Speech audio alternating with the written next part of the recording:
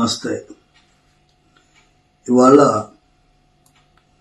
తిరుమల పాదాల దగ్గర తిరుపతిలో వారాహి డిక్లరేషన్ని ప్రపంచం ముందు ఆవిష్కరించబోతున్నటువంటి పవన్ కళ్యాణ్ గారికి చిలుకూరు బాలాజీ వెంకటేశ్వర స్వామి వారి దివ్యమైన ఆశీర్వాదాన్ని బలంగా ఉండేటట్టుగా స్వామివారిని ప్రార్థిస్తున్నాం.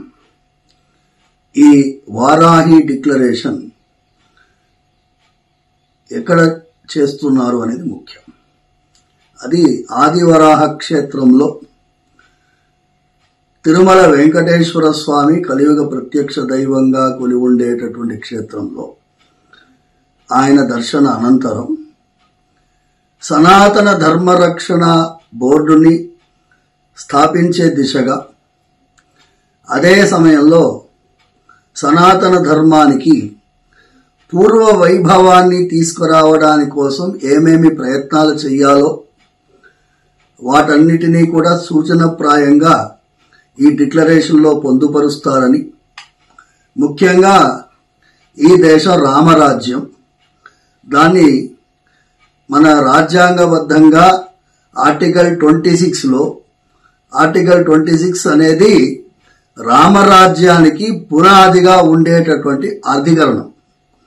అందులో సుప్రీంకోర్టు సరిగ్గా దాన్ని నిర్వచించకుండా, ఇంటర్ప్రెట్ చేయకుండా చేస్తున్నటువంటి రాంగ్ ఇంటర్ప్రిటేషన్, సరిగ్గా దాన్ని నిర్వచించకపోవడం వల్ల ఇవాళ రోజు మనం పడే అవస్థల్ని సమాజం ముందు తీసుకొచ్చి ఈ ఆర్టికల్ 26కి సరిగ్గా ఇంటర్ప్రిటేట్ చేసేటట్టుగా ఈ ప్రయత్నాలు చేయబోతున్నామని వారాహి డిక్లరేషన్లో ఉండాలని మనస్ఫూర్తిగా ప్రార్థిస్తూ, పవన్ కళ్యాణ్ గారు ఆంధ్రప్రదేశ్కి ఉప ముఖ్యమంత్రి, ఆయన చేసేటటువంటి ప్రతి ప్రయత్నంలో స్వామివారి ఆశీర్వాదం ఎలాగ ఉంటుంది, మా యొక్క సహాయ సహకారాలు మెండుగా ఉంటాయని మనస్ఫూర్తిగా ప్రార్థిస్తున్నాం.